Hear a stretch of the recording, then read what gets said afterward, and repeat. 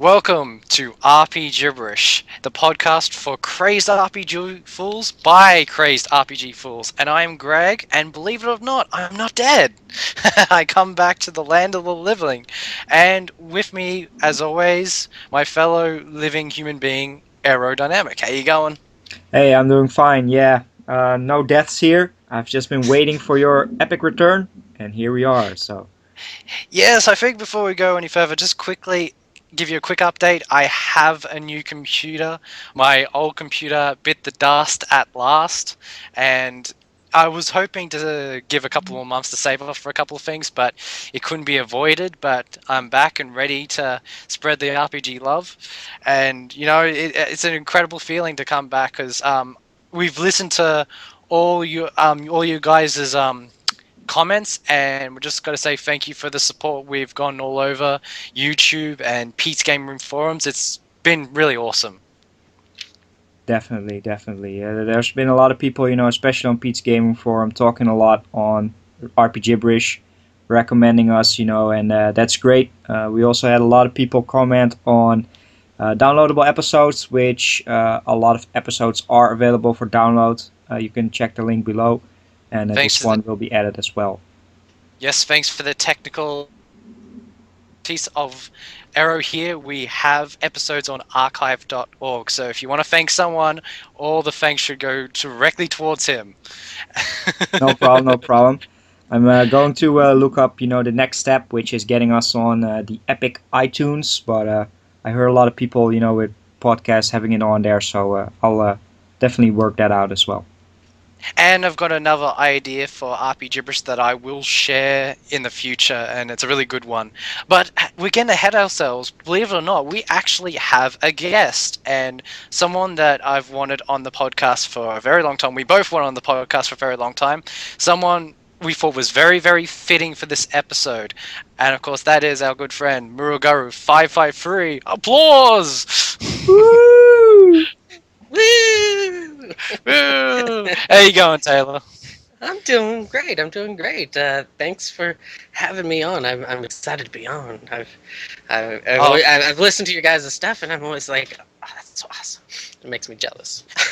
it's for all you guys that don't know, it's kind of a trade-off in a way because I've been in a lot of Taylor's recordings and we've done this and that together. So it was a no-brainer that he was going to come onto RP Gibberish sooner or later. But we definitely needed him on here for this episode because this was an episode that we've been anticipating for a very long time.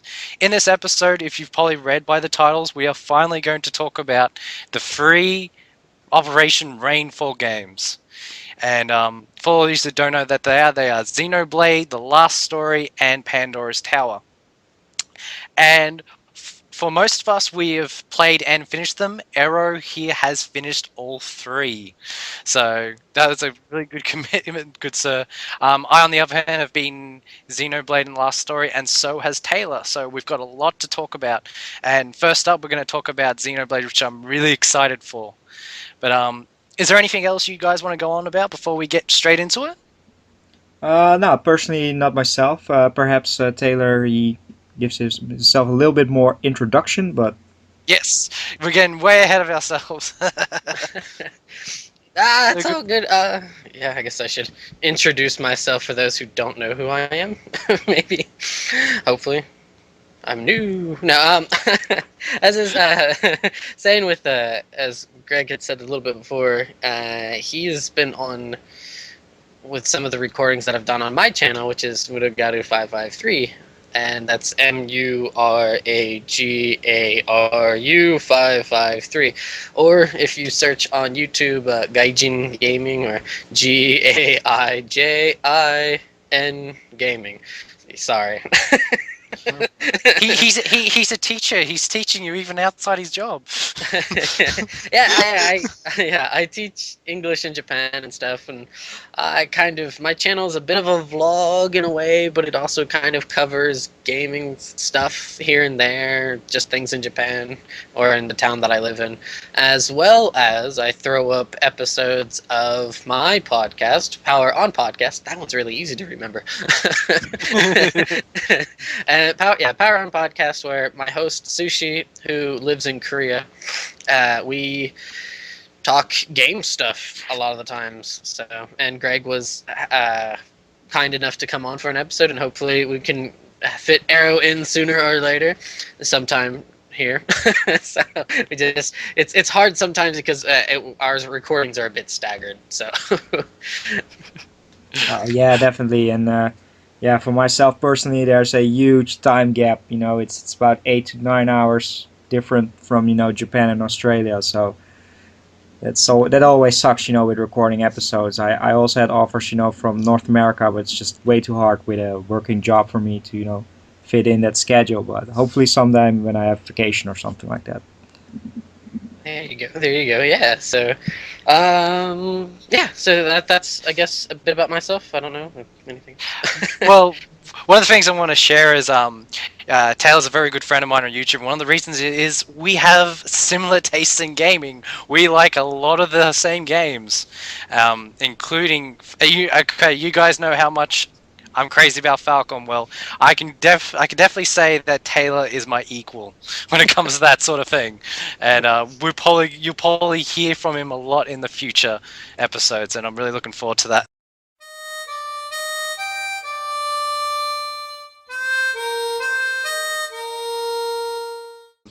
Alright, everyone, around this time, probably as you're listening, you're probably either finished Xenoblade or you're currently playing it. From what I've heard in America, it's doing really well acclaim-wise. A lot of people have been playing it and they love it, especially in our community, which is really good to hear. But before I get ahead of myself, I'm going to talk a bit about what Xenoblade is. Basically, Xenoblade is an RPG for the Nintendo Wii made by Monolithsoft, and who's run by Tetsuya Takahashi. And of course, he is the creator of the Xeno series, of Xenogears and the Xenosaga games on the PS2. He also created the Baiten Kaitos series, which kind of began his relationship with Nintendo.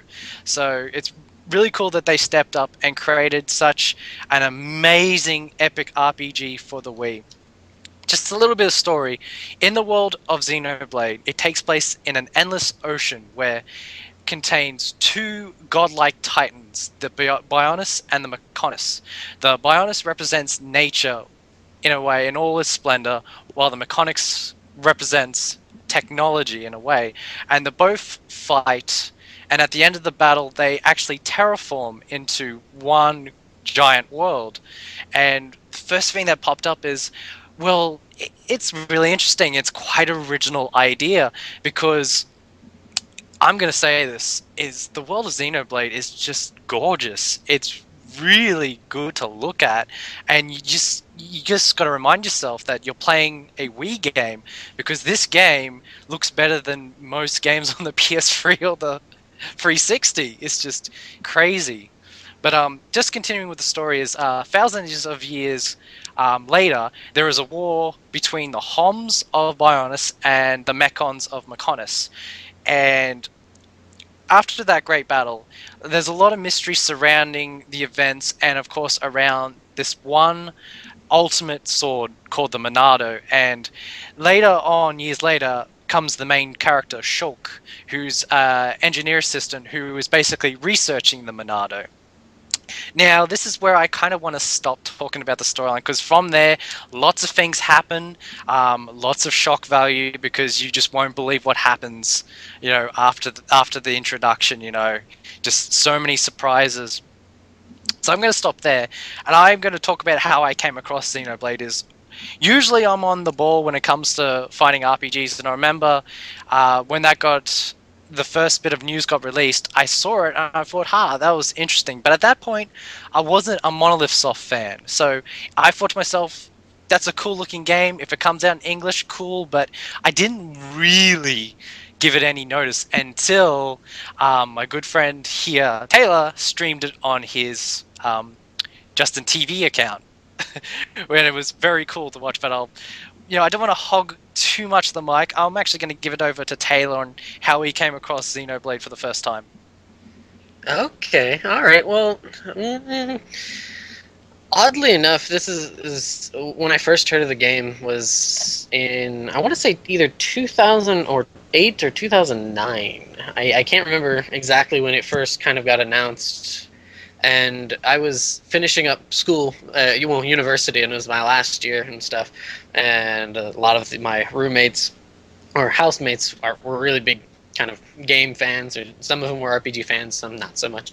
And we were talking about it, and that whole idea concept of having the world on the two gods, to everybody else, they said it sounded dumb to them. They're like, that sounds really dumb.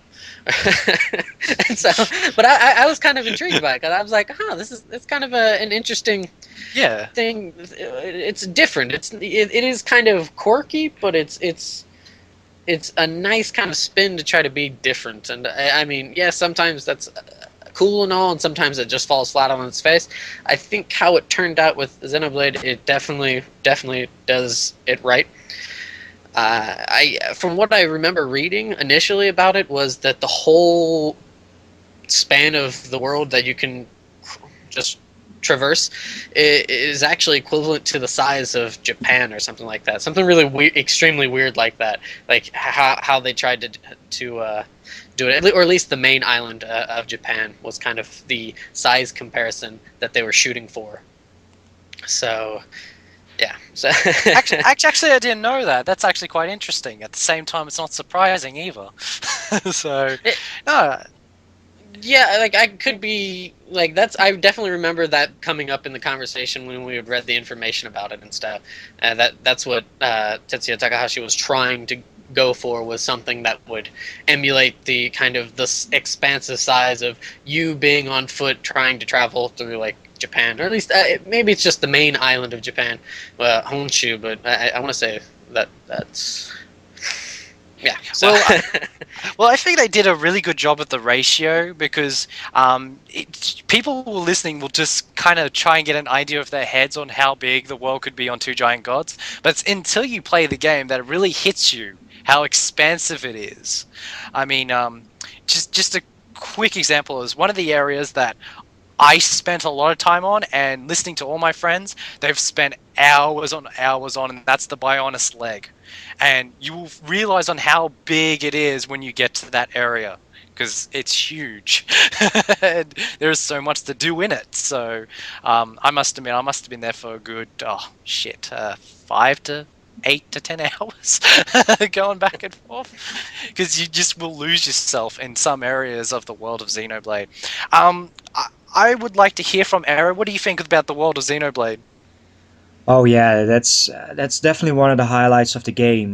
Whenever I saw gameplay trailers and posters, if you look at the game art, it just looks so expansive. That entire lush world with a lot of grass areas, and that's what definitely caught me off guard and got me very interested in Xenoblade Chronicles, and seeing that insane amount of depth on a Nintendo Wii game. And that epic sense of journey, and crossing this entire world with a lot of different regions is just absolutely fantastic, and definitely one of the highlights of this fantastic game. Well, one of the things is terrain. Is when making an RPG, people will tend to use a certain type of terrain that's been used before. But I really like it when someone takes the idea and makes it their own. And Tatsuya Takahashi took a lot of simple ideas and made it his own. I mean, one of my favorite areas is the Sotol Marsh. At night, that place is enchanting. It really is. It's like you've finally gone into another world. That's when the game pulled me in 100%. I mean, the music and the atmosphere was just, wow, it was so otherworldly. I was enjoying it. But I think Good Sir has already mentioned on his podcast he has a certain area that he liked more than that. That'd be the back, the back of the. Is it the Bionis? Is that Yes. the human one? Okay, yeah, because they kind of give them generic names in the Japanese version, but thankfully most of them are the same in this game. But the back where it's just snowy, and it's so like where you say the marsh is enchanting at night. Like, to me, this just awestruck at night with this locale. It's just snowy, the crystals, the light. It's just perfect. I don't know. What about yourself, Era? Yeah, it's. I have to be honest. It's been quite a half a year or so that I really played it, and I have to be honest. Over Christmas break, I pretty much wasted an entire week and a half just playing it nonstop. But especially, I've always been a big fan of the mandatory snow level in a game, and that's yeah, it's somehow the whites and everything just come together, and especially in Xenoblade, that type of level was very nice. And also, right before you meet one of the other races, I believe it's Magno Forest or Magna Forest, something like that. That was also a fantastic area. Really enjoyed that, and that's where the story really went, in high gear as well. So that's definitely an area that I remember quite fondly. One of the most, just to give you an obscene description of something that you would never think would be possible, is one of the areas in Xenoblade, which is just awesome. Is probably my favorite area, other than the Satal Marsh, is the Erif Sea. And the reason why it's bizarre is because it's up in the sky. An entire ocean is up in the sky on the back of the Bionis. And I remember scratching my head going, about physics and biology, thinking, how is that possible? But you have to remember, it's a video game. Yeah. So it was just amazing. Just so many great ideas, just reinvented, and I don't know, it just stands out. It really does. But anyway, getting to the next part I like to talk about is combat. Now, when it comes to the battle system in RPGs, it's usually a case of it has to do something to really get my attention. And I think Xenoblade is one of those few games that has. I don't want to use this word to describe it, but the best way to kind of describe it, everyone else says it's kind of an MMO style system where you bring up a menu and you select what you want to do. And I can tell you this now. Before I want to go into it, I want to ask both Taylor and Arrow, what did you use to play Xenoblade with? Oh, you mean in terms of the controller? I just used the classic controller, just not the controller pro, but just the white one that I already had, just the classic controller. Okay. And I use the Wiimote. Okay, Taylor's in the same boat as me. I use the Wiimote, and I'm not going to lie to you, dear listeners. That thing's really hard to get to grips with. But if you put the time in, it will seem like second nature. Because I remember the first 10 hours was such a struggle for me. It's like, ah. But I remember I kept pushing forward, and then it just became second nature, as most things do, and I was really enjoying it. The thing is you got to target with the Z button, and then you have to initiate the battle. You can't just run up to the enemy, you actually have to initialize it. And from there, the characters will auto attack. Like, you don't have to press any button, they'll just automatically attack. But what you do have on the menu is other arts that you actually learn by buying manuals and stuff. And then later on, when you gain AP from enemies, you increase their level, which increases like their damage and their effect. And it's a really nice system, and I really enjoy games where you don't just get experience points, you don't just get gold, you get AP and all this kind of stuff. I really like that. And in Xenoblade, it really shows with the strategy of combat, where in combat you've got these certain conditions that you can deal to the enemy to make things easier, like break. You can like break their defenses, then you can topple them, where they basically all the defense gone, so they fall flat, and then you got days where they pretty much leave all their defenses open to you. So there's a lot of strategy involved with Xenoblade, and I really liked that. And to be honest, at the start of the game, it was a little difficult to comprehend, but once again, practice makes perfect, and by the end of the game, I had a team assembled that would just do all three conditions in a matter of seconds. It's just crazy. One of the other things that I really, really, really like is the affinity system, where you can build an affinity with your characters, and that basically helps in battle and the overall story in terms of side quests and what you can do. And you can raise your affinity by doing many things in battle, like rallying your troops when you either make a critical hit or you make a miss. And how you do that is there is the ill-fated ring system that I know that you guys may have encountered in one RPG or another, where it has this little bar and you have to get the ring in or just on the spot on the bar, and depending on what you do, it will increase the affinity of your characters. And there was one part in the game I was just doing nothing but battling monsters to increase my affinity, so that was really cool too. And that also goes into character skills, where you can basically level up skills that increases the statuses for your characters. And what's really cool is later on in the game you can actually link other skills from other characters to other characters, and it really helps when you have characters that are not necessarily in the battle, but their skills are always in effect. And I really like that too. That really strived for me to get a really optimal party that just made the game so much easier. And I want to get into one skill from a character I'm not really fond of later on when we talk about the characters. But yeah, I want to bring you over to the other two guys. What do you thought about the battle system in Xenoblade? I liked the battle system. I really do like the skill tree. That last bit you were mentioning, I really like being able to level up the skill tree and then taking other characters' skills and kind of making them, kind of mixing and matching and coming up with an excellent combination to really strengthen the party, because you only get 3 characters to use in a fight. And I know some people are a bit, well, only 3 characters, kind of wishy-washy about it, and 4 seems like a nice round number. So having 1 less, it feels like there's a bit more of a burden on the characters.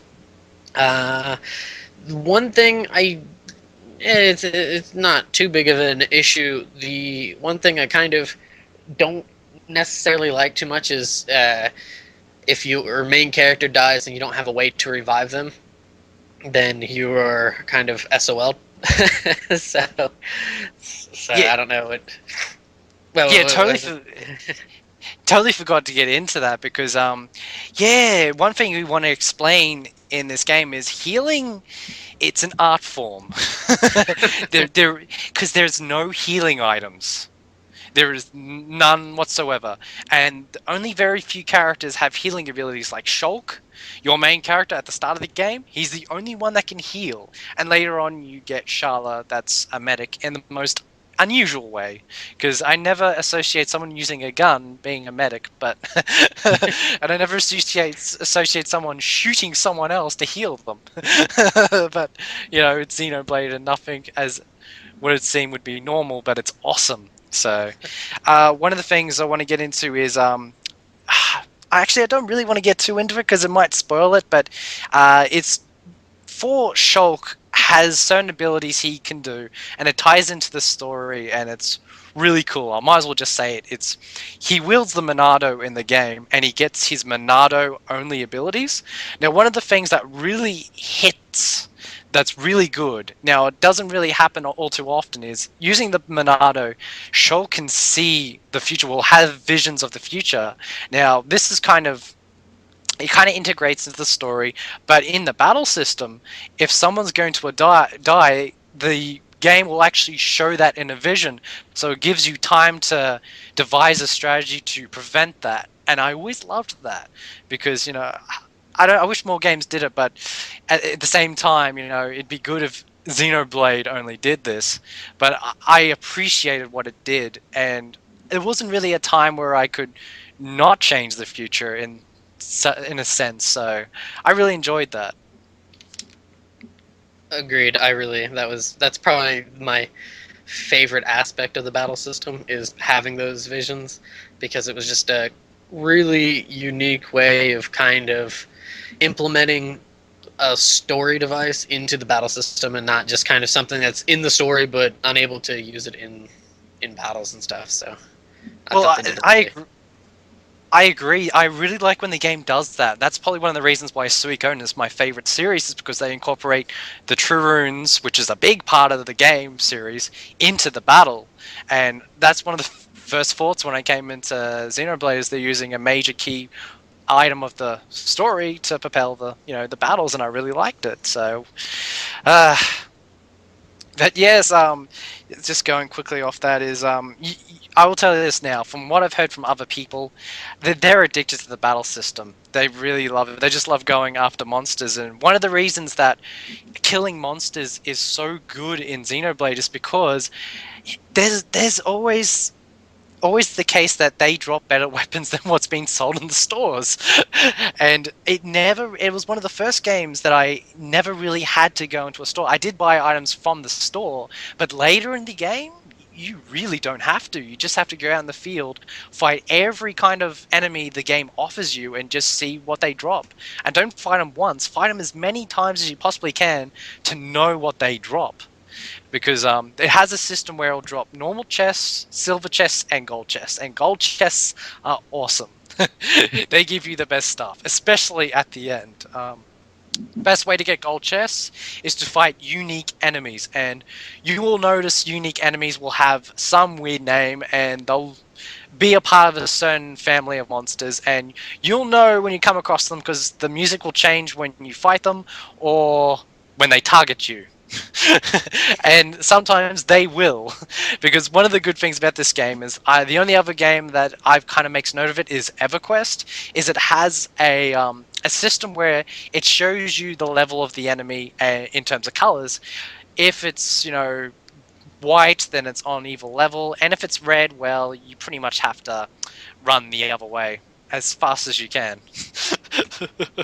Because there are monsters at the start of the game that will kill you without batting an eyelid. So, I mean, at the same time, I found that shit hilarious. Where I just turned, basically waiting in one area, and then next minute seeing my characters dead, going, "What the fuck happened?" Oh, that's true. I don't usually, with every RPG, I somehow got some, nervous tics. Like, I don't like to run away in battles in RPGs. Like, you know, I think that started with Final Fantasy VIII, where they kind of kept track of all your runaways in battle. And I kind of learned not to run away. And then, I started Xenoblade, and then there was this enemy. I think I was about level 8 or 9, and then there was this enemy level 25. I was like, I'm going to try my luck, save beforehand, and then I'm just going to try my luck. And I was just walking up to the enemy, and it was just like, / game over, load. Okay, thank you. Yeah, That was kind of, that was very interesting to see that, just those insane characters, enemies with, very high level, but very, very rewarding to just go back at the end of the game to that area, and you're like level 75, and just go back up to it and say, now I'm going to kill you. Revenge time, bitch. Hell yeah. Yes, there were so many monsters that had that coming because near the end of the game, I was like level 85, and I just go back. But you know what's sad is even at level 85, there are still monsters that are higher than that. Hell, there are monsters in the game that's more powerful than the final boss. And but I tell you what, the game gives you a very good incentive to go back and kill them, and I'll probably talk about that at the end. But man. Well, one of the other things I want to touch upon is side quests. Now, this is a double-edged sword. I reckon it has one of the best side quest systems in RPGs because there are so many. I cannot begin to tell you how many there is in the entire game, because in order to know, you have to keep tabs on everyone. I mean, you would have to go back and talk to people after a certain part of the game. You would have to go after someone does a certain quest. When I beat the game in about 107 hours, I only did 200 of the side quests, and I know that because it came up with one of the achievements that I did over 200 side quests. And I was beginning to say, how many is there? At the same time, I didn't really want to know because I'd probably sit there for another 100 hours trying to figure it all out. So, but for the most part, it's very rewarding. You get better affinity with the townspeople. You get great, lots of gold. Yeah, and you get that, and you get items, and it's just one of those games where you get lots of equipment and items from quests and killing enemies. I mean, there's collectibles you collect on the ground, and I mean, it's plentiful. And what's funny is you can actually sell that stuff, but you will need that stuff for quests, and you also need it for your collectopedia, where if you collect every collectible that's presented in an area, you get awarded with something good. And it actually becomes a problem later on where some of the areas actually get closed off for the rest of the game. And I don't want to say it because I don't want to spoil it, but it's in the second half of the game. So keep this in mind if you want to collect everything, because make sure you collect a lot of one item, like 10 or 20 of one item, because you need it for various things, whether it be quests or this giant side part of the game where you have to restore a town.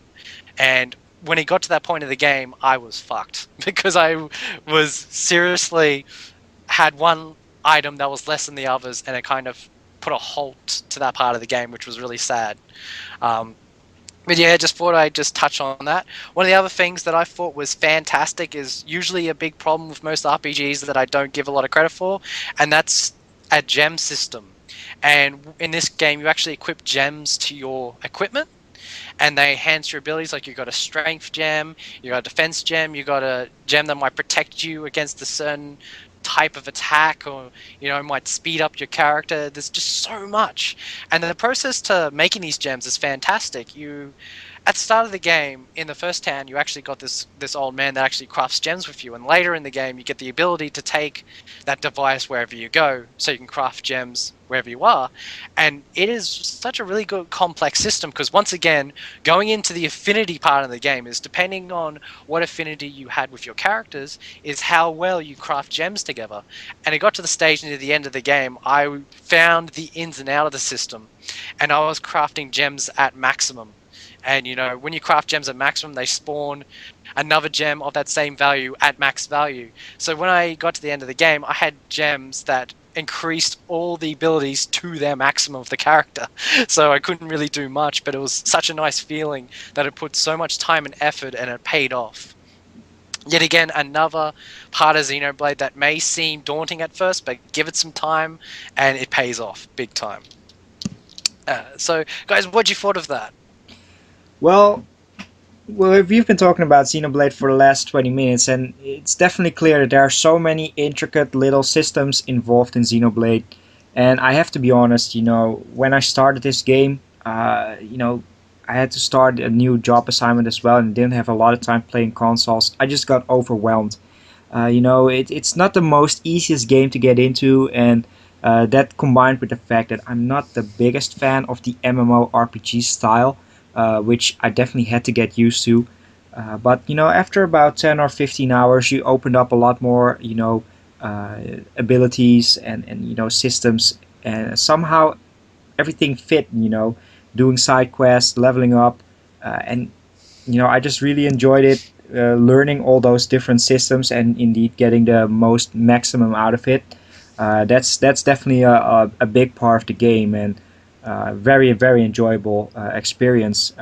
One thing that I still, all the way towards the end, I still had issues with, sadly, was the constant looting of, the enemy drops. You had to hit the A button twice and stuff like that, and I just wish that fighting so many different monsters that would have been automated, kind of like Final Fantasy 12, which kind of had something similar where you just walk around those items and pick them up. But that was the kind of one small issue that I had throughout the entire game.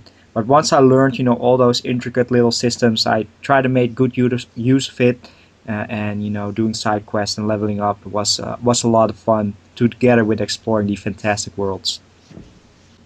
To be honest, it just came second nature to loot the chests. Taylor, have you got anything to add to that?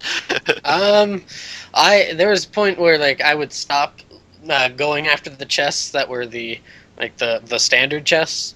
And I was just forget it, I don't need that. So I just only eye for the silver and the gold chest.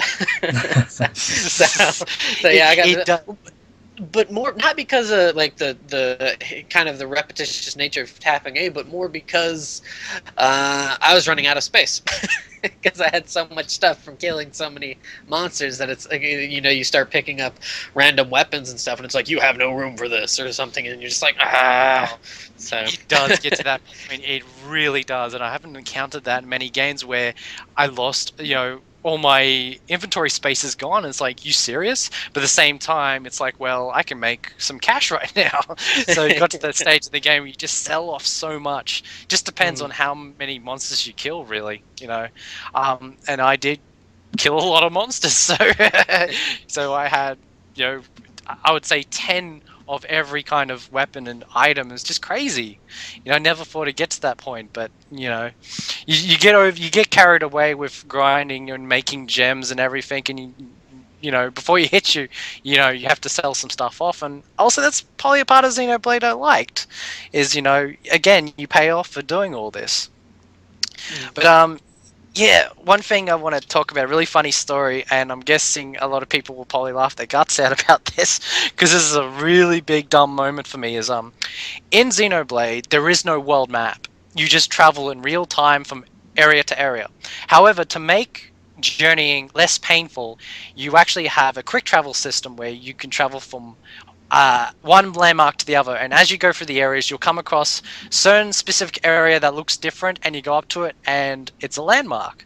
And when you basically have a landmark on your map, you can quick travel to there wherever you are. I didn't realize this until 80% in the game. All I thought you could do is quick travel to one area within the area, and I thought you had to go to enter through one gate of the area towards the next area. So I only quick traveled within the area. I didn't know until the end of the game you could quick travel to one side of the world to the other side in the press of a button. So that probably... Man. I abused that feature, especially later on, about midway part. I was like, I gotta do some side quests in the early area to get some drops there, some easy kills, and just transportation. Thank you. See, this is the thing, is I thought you can only access that system by pressing the 2 button, and by pressing the 2 button you can only bring up a map of the area. In order to bring up the maps of the world, you need to go in the menu and then quick travel, and I didn't know that. That magical little button I didn't think existed in the game because I didn't have to press it. Yes, no, that was very silly of me. Yeah, I think I found it out. Nintendo of Europe, they have a YouTube channel, and for the release of Xenoblade, they made several tutorial videos showing the game off. I think they did about 4 or 5 parts, and they showed that off, how you can transport, to one place to the next. So definitely very useful feature. And for those who are listening and going to play the game, I highly recommend it because I love fast traveling games. If you've traveled to one location, you should be able to fast travel to any previous location just to get some quests there or some items that you might have missed.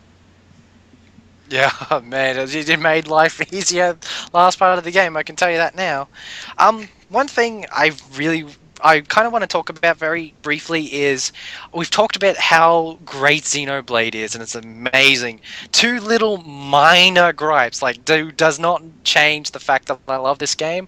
It's one gripe that I've actually talked to with a lot of friends, and it's the same, is later on in the game, you need to find those unique monsters I was talking about.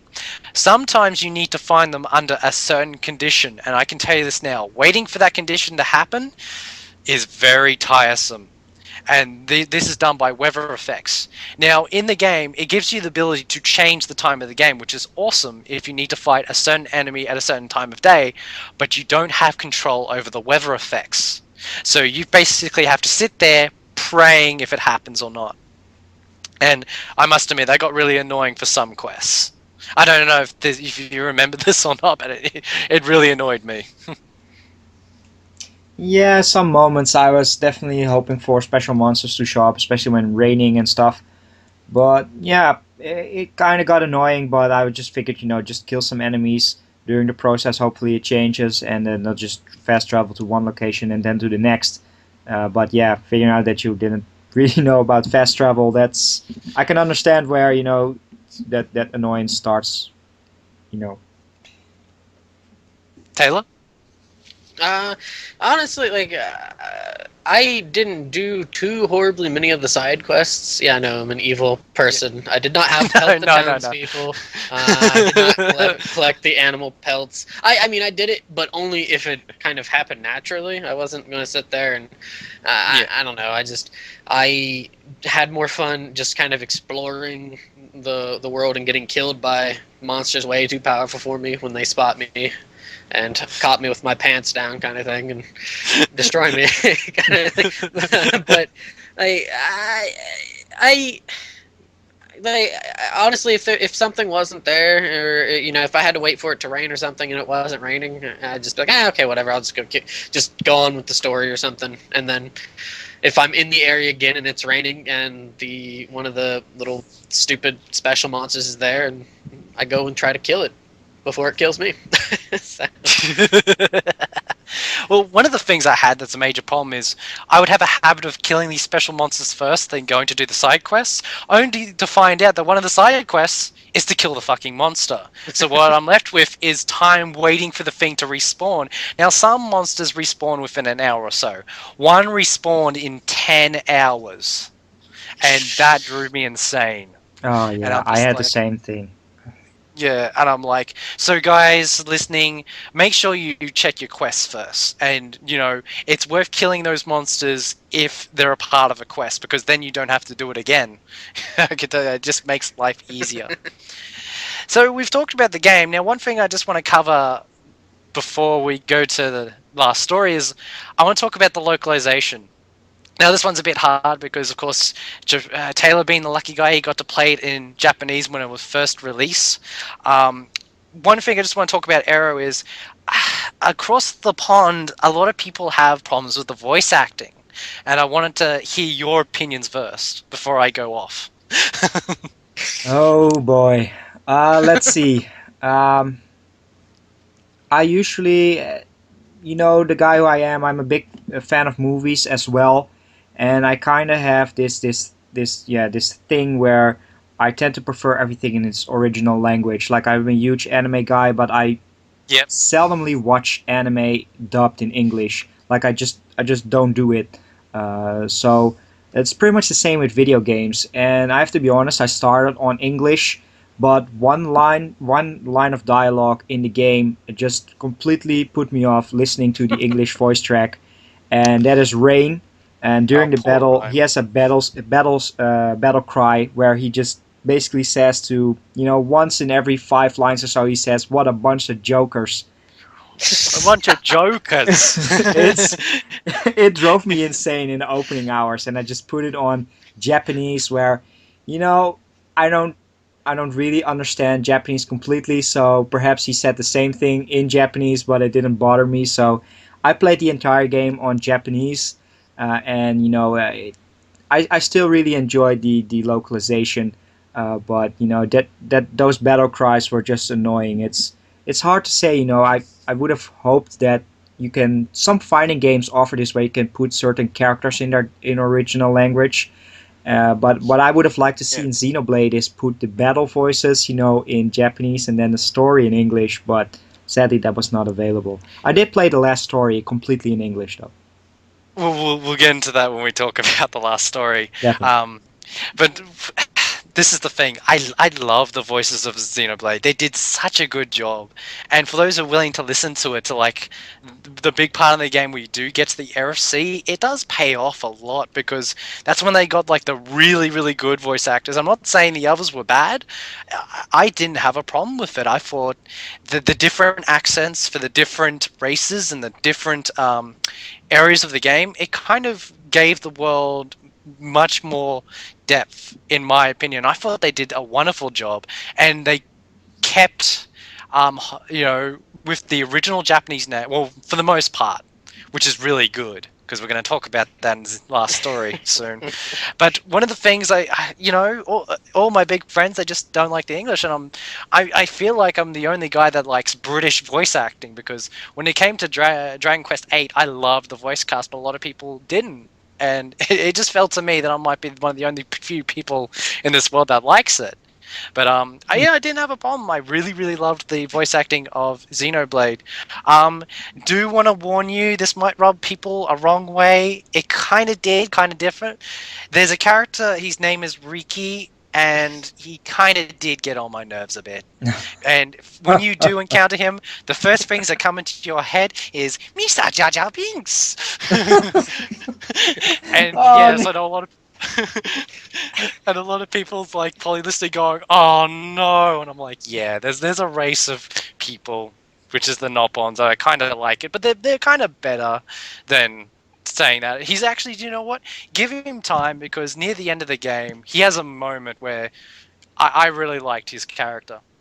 And the fact that he gives you increased experience is really nice too.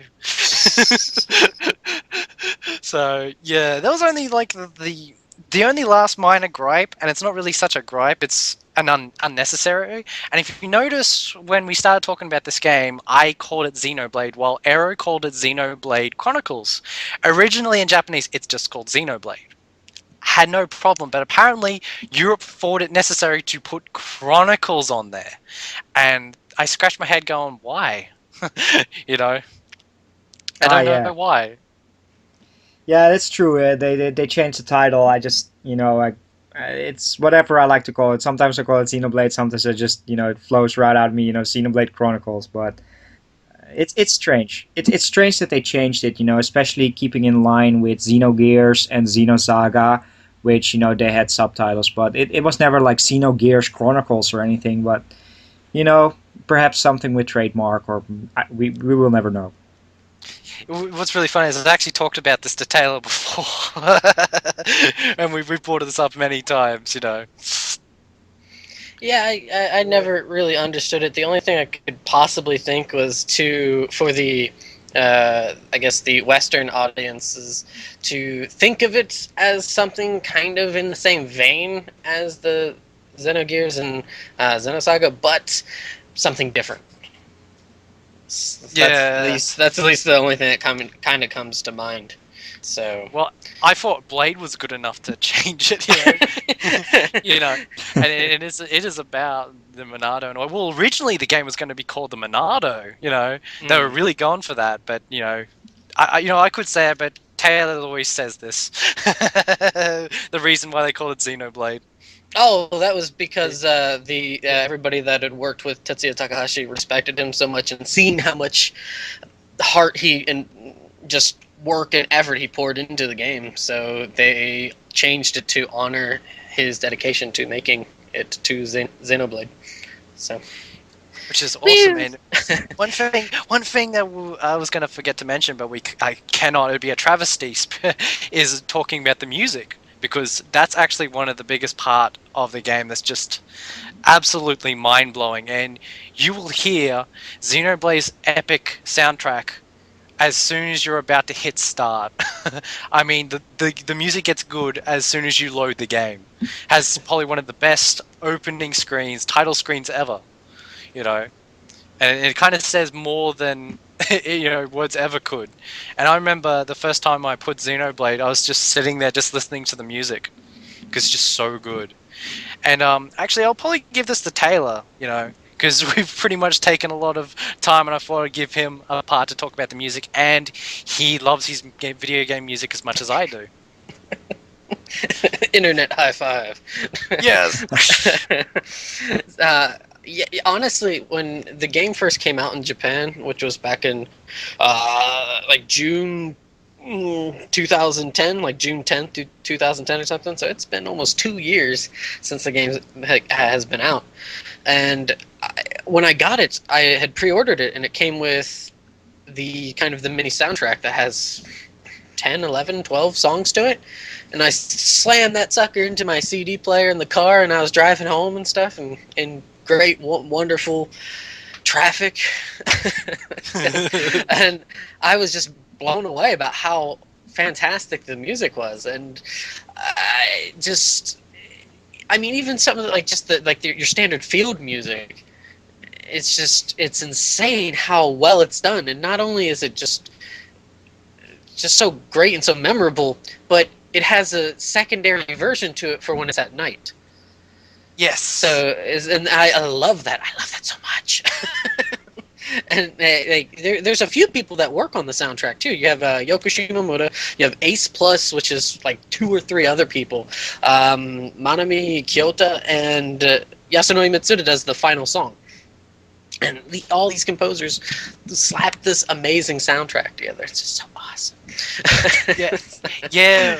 One of the things I have to mention is when I was going into Xenoblade's work, I know Yoko Shinomura, I know Yasunori Matsuda. I didn't know who Ace Plus was, and whenever something new, it's like, well, we'll see how these guys are. It ended up being that Ace Plus did most of the music, and they're fantastic. They're like, if you love rock, they give you rock, and it's so well like. In the second half of the game, the battle theme is just amazing. It's just headbanging and juicing. You just, you're just like, oh shit, I'm playing the game. But one thing you brought up is yes, music changes depending on day to night, and that's one of the reasons why I love the Satol Marshes, because the music at night is enchanting. You can't explain it anything else, but that one word is just enchanting. There's also, I've already mentioned it on Power On Podcast, is one of my favorite themes is the theme of Alchemoth, because it tells a tale of this city of nobility, just as well as the visuals and everything, and it was just so amazing. The last track I really want to touch upon, there's so many memorable ones, there's this piece of music, and I don't want to say where it is, but the name of the track is the Central Factory, and the music sounded like I was ascending to the heavens, and it was just so epic, because that's what it just got this feeling that I was going up, and that I want to go up, and I want to persevere and see what's at the top, and it just fits so well with the area, it just, without a doubt, Xenoblade has one of the best soundtrack, and I bet you all the crazy Kingdom Hearts fans, after finding out Yoko Shinomura's in it, they're going to go buy it, because she does some really good pieces in that game as well, so yeah, just amazing. Arrow, what's your thoughts on the music? Yeah, it's wonderful. I listen to a lot of game music, especially especially recently when I'm reading books. I can't listen to vocal music, like people singing and stuff. So I tend to listen to a lot of game music while I'm reading. And I have to be honest, and I still haven't downloaded Xenoblade Chronicles soundtrack, and I definitely have to give it a try, because that's I cranked up the volume when I was playing it, because it has such a powerful and well-rounded soundtrack. It's definitely one of the highlights, and it goes very well hand in hand together with the wonderful world and presentation of Xenoblade Chronicles. Yes, and at last I've run out of things to talk about. So I will give final verdicts, gentlemen. What's your final verdict on Xenoblade? Okay. Yeah, final verdict on this game. It is a long game. Not gonna lie to you. It can be a very lengthy game. However, I think it is a very rewarding, very enriching game. And not only just the music, the story it's different, but it's not completely blow you out of this world. Oh my God, this is going to be something new and revolutionary. However, it is fun, enjoyable, expansive, and just it's great. So if you've not had the chance to play Xenoblade, I would highly demand you to play it. I highly recommend that you give it a shot. Oh yeah, definitely. I'm pretty similar there. I recently did a video talking about the entire Nintendo Wii and kind of ranking the games, and not counting Skyward Sword, whether it being an RPG or not, Xenoblade Chronicles is by far my favorite RPG on the Nintendo Wii. I have to say that it's completely out of my comfort zone, where because I'm such a turn-based RPG junkie, it's something different, and it took me a long time. Like I said, 10 to 12 hours to really get into it, really enjoy myself, but once I got hooked, I was playing this game for 6 to 8 hours each day. Completely wasted my entire Christmas vacation, but it was such a fantastic journey, and I'm very happy that the game is released, all around the world. North America has got their hands on it. Definitely get yourselves a copy of this game. This game will only go up in price and will be very hard to find in the long run. I'm pretty sure of that, especially when the Wii U comes out and perhaps it's backwards compatible. A lot of people will be looking for this game, so get yourself a copy of it. I know it's very, very lengthy. It took me about 68 to 75 hours to beat it. And I know a lot of people, went insane with the side quests and got overboard, with 100 plus hours. This is a lot of value for your money, and this is a great send-off for the Nintendo Wii. If you love RPGs, I highly recommend this one. Oh man, I agree wholeheartedly. For me, Xenoblade was such a gem. It was such an enchanting game. I loved the characters, I loved the visuals, the music. The story just grabbed a hold of me, and when I got to the last half of the game, it just pulled me all the way to the end, and I enjoyed every minute of it. Dear listeners, this, without a doubt, I have to say, is the best game on the Wii for me. It's my favorite game on the Wii, bar none. Better than Zelda, better than anything else. I absolutely love this game, and I highly recommend you buying this if you don't have it. Hell, if you don't have a Wii, this game is worth buying a Wii to play this game. It is just that good. And I know, and I'm really thankful that Nintendo finally, you know, released it worldwide. Whether you be in Japan, North America, or Europe and Australia, we can play it. And I definitely recommend you go and play it because before I wasn't really a huge fan of Monolithsoft. Now I am. I'm playing everything they can possibly I can possibly throw at me. So guys, you can't go wrong with Xenoblade.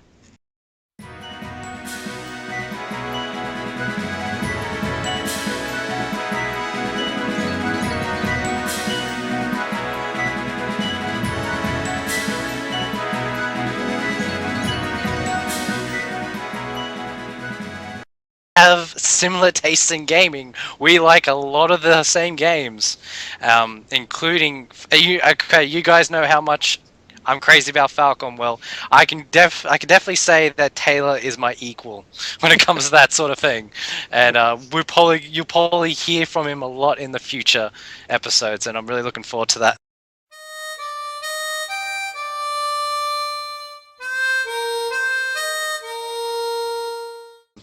Alright, everyone, around this time, probably as you're listening, you're probably either finished Xenoblade or you're currently playing it. From what I've heard in America, it's doing really well acclaim-wise. A lot of people have been playing it and they love it, especially in our community, which is really good to hear. But before I get ahead of myself, I'm going to talk a bit about what Xenoblade is. Basically, Xenoblade is an RPG for the Nintendo Wii made by Monolithsoft, and who's run by Tetsuya Takahashi.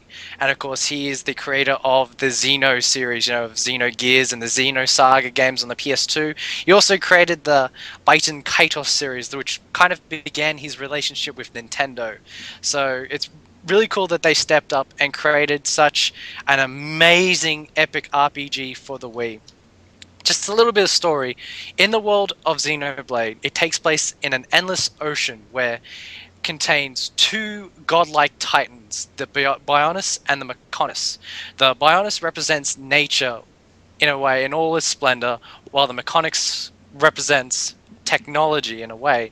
And they both fight, and at the end of the battle, they actually terraform into one giant world.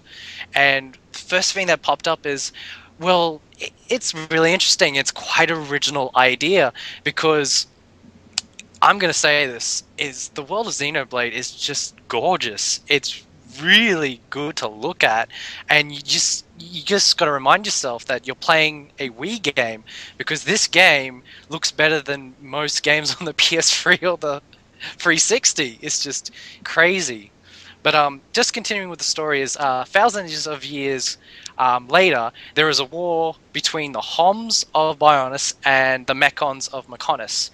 And after that great battle, there's a lot of mystery surrounding the events and, of course, around this one ultimate sword called the Monado. And later on, years later, comes the main character, Shulk, who's an engineer assistant who is basically researching the Monado.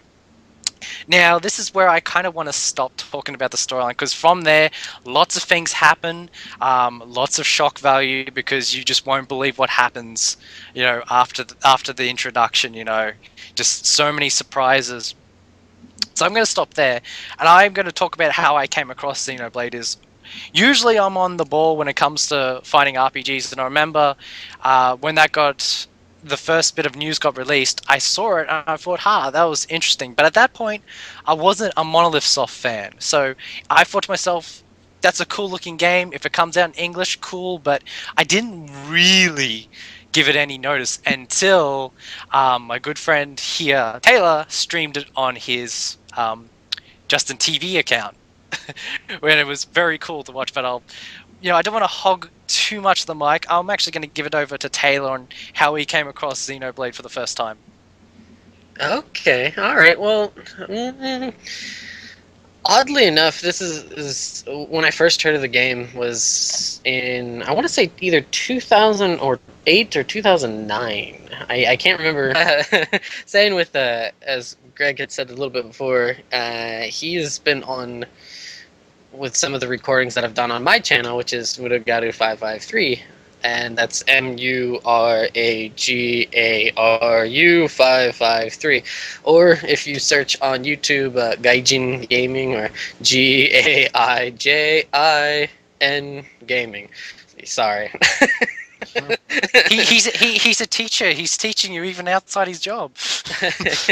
I teach English in Japan and stuff, and my channel is a bit of a vlog in a way, but it also kind of covers gaming stuff here and there, just things in Japan or in the town that I live in, as well as I throw up episodes of my podcast, Power On Podcast. That one's really easy to remember.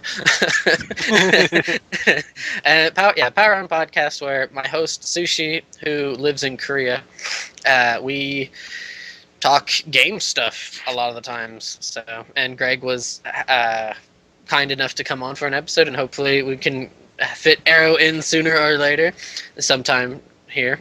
So it's hard sometimes because our recordings are a bit staggered. So. Yeah, definitely, and yeah, for myself personally, there's a huge time gap. It's about 8 to 9 hours different from Japan and Australia. So that always sucks. With recording episodes. I also had offers from North America, but it's just way too hard with a working job for me to fit in that schedule. But hopefully sometime when I have vacation or something like that. There you go. Yeah. So, So that's, I guess, a bit about myself. I don't know anything. Well, one of the things I want to share is Taylor's a very good friend of mine on YouTube. One of the reasons is believe it or not, we actually have a guest, and someone that I've wanted on the podcast for a very long time. We both wanted on the podcast for a very long time. Someone we thought was very, very fitting for this episode. And of course, that is our good friend Muragaru 553. Applause! Woo! Woo! Woo! How you going, Taylor? I'm doing great. Thanks for having me on. I'm excited to be on. I've listened to your guys' stuff, and I'm always like, oh, that's so awesome. It makes me jealous. For all you guys that don't know, it's kind of a trade-off in a way, because I've been in a lot of Taylor's recordings, and we've done this and that together. So it was a no-brainer that he was going to come onto Rpgibberish sooner or later. But we definitely needed him on here for this episode, because this was an episode that we've been anticipating for a very long time. In this episode, if you've probably read by the titles, we are finally going to talk about the free Operation Rainfall games. And for all of you that don't know that they are Xenoblade, The Last Story, and Pandora's Tower. And for most of us, we have played and finished them. Arrow here has finished all three. So that was a really good commitment, good sir. I, on the other hand, have been Xenoblade and Last Story, and so has Taylor. So we've got a lot to talk about. And first up, we're going to talk about Xenoblade, which I'm really excited for. But is there anything else you guys want to go on about before we get straight into it? No, personally, not myself. Perhaps Taylor, he gives himself a little bit more introduction, but Yes, we're getting way ahead of ourselves. It's all good. Yeah, I guess I should introduce myself for those who don't know who I am. Maybe, hopefully, I'm new. No, as is. Welcome to Rpgibberish, the podcast for crazed RPG fools by crazed RPG fools. And I'm Greg, and believe it or not, I'm not dead. I come back to the land of the living. And with me, as always, my fellow living human being, Aerodynamic. How you going? Hey, I'm doing fine. Yeah, no deaths here. I've just been waiting for your epic return, and here we are. So Yes, I think before we go any further, just quickly give you a quick update. I have a new computer.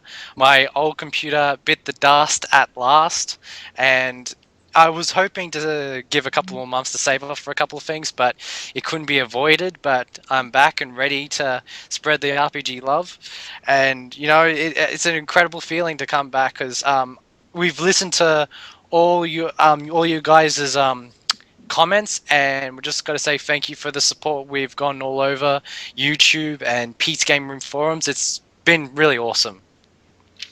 definitely. There's been a lot of people, especially on Pete's Gaming Forum, talking a lot on Rpgibberish, recommending us, and that's great. We also had a lot of people comment on downloadable episodes, which a lot of episodes are available for download.